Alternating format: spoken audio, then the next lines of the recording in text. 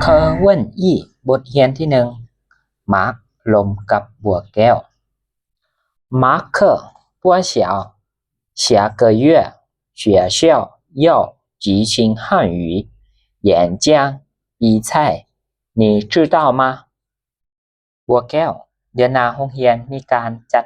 งานแข่งขันเว้าภาษาจีนเจ้ารู้ละบ่บัวเฉียว我听说了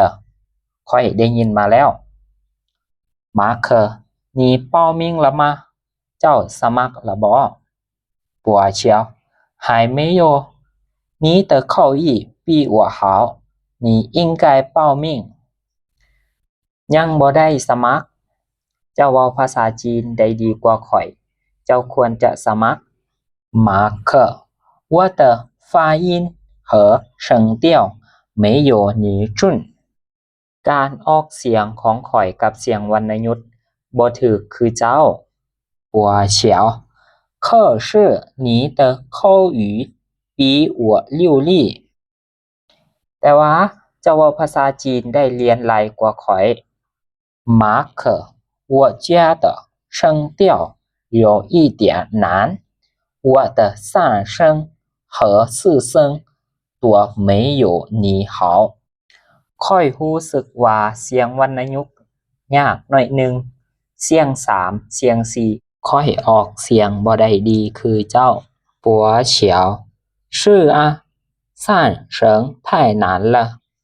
แม่นเนาะเสียงสามยากโพดแล้วมาร์ค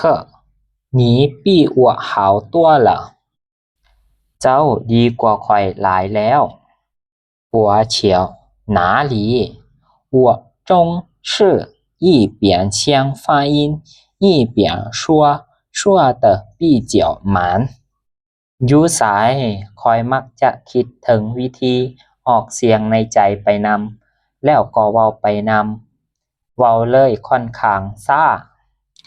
มาร์ค参加演讲比赛是一个好机会我们可以好好